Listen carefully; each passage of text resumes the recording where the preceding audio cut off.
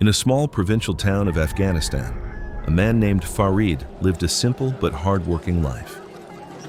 Every morning, he set up his small food cart near the old market and sold grilled food to passers-by. People in the area respected him for his honesty, discipline, and quiet nature. He wasn't rich, but he was known as a man who never harmed anyone and always worked with dignity. Farid lived with his wife Zainab, who had once shared a very humble life with him. Over time, however, she had risen in her career and now worked in a high-ranking government administrative position in the provincial capital. Their lives had slowly drifted apart because of circumstances and time.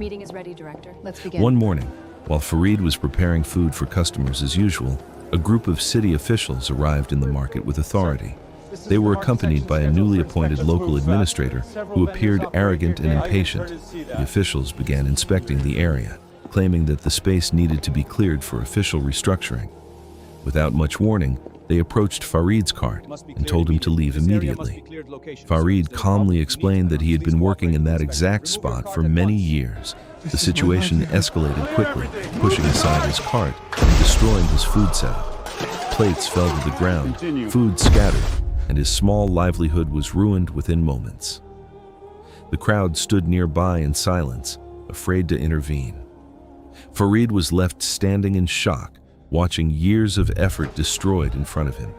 His eyes filled with pain, but he did not react with anger. Instead, he tried to hold himself together. In desperation, he mentioned his wife Zainab, explaining that she worked in a senior government position and could confirm the injustice. But instead of concern, this only made the officials laugh. They mocked him, refusing to believe that a simple street vendor could be connected to someone in such authority. One of them even questioned how a man with such a connection could still be living in such modest conditions. The humiliation deepened. After a while, the officials left, leaving the destroyed cart behind. People slowly began to disperse, avoiding eye contact. Some whispered that getting involved would only bring trouble. Farid sat down quietly beside his broken cart, trying to process what had just happened. Despite everything, he refused to give up. He decided to go directly to the government administration building and speak to Zainab himself.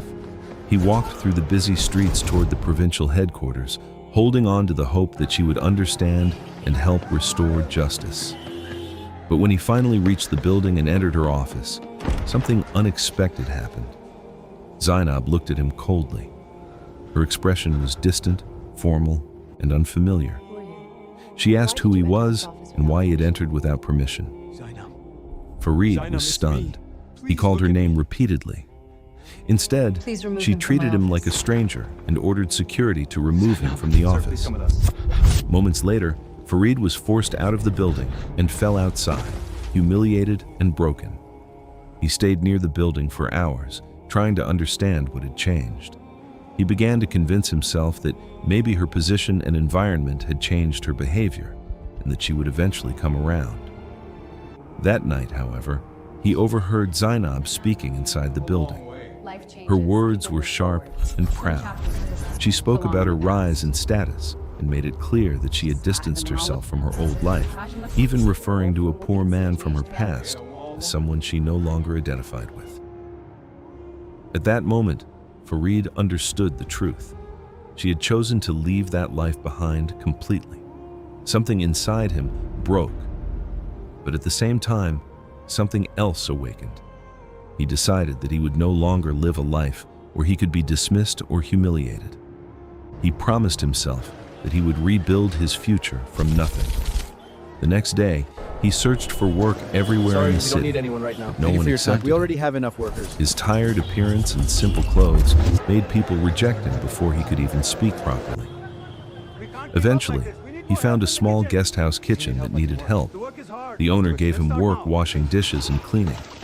The job was exhausting and low-paying, but Farid accepted it without hesitation. Days turned into months. He worked long hours during the day and studied quietly at night using an old phone and borrowed books. While others slept, he sat in dim light, learning and preparing himself for something greater. He faced mockery and exhaustion, but he never stopped. Over time, his discipline began to change his life. He took a competitive examination and performed well enough to be noticed. Slowly, his name began to rise among successful candidates. Years later, his journey reached a turning point when he was appointed to a senior government position in the province. On his first official day, employees gathered to welcome him with respect. Among them stood Zainab. Now the roles had reversed. Zainab was shocked when she saw him. The man she had once treated as a stranger now stood in authority. Farid addressed the room calmly. He did not speak with anger or revenge. Instead, he emphasized that respect should never depend on appearance, wealth, or status. Zainab lowered her head and quietly admitted her mistake. She asked for forgiveness, but Farid remained composed. He did not insult her, nor did he humiliate her. Instead, he focused on justice and accountability. An investigation was launched against the officials responsible for the destruction of his livelihood years ago, and evidence confirmed abuse of power. Corrective actions were taken according to the law. In the end, Farid walked out of the building with dignity. The same path where he was once thrown out in humiliation now became the path where he left as a respected leader. And Zainab, left alone in silence, realized too late the value of what she had lost.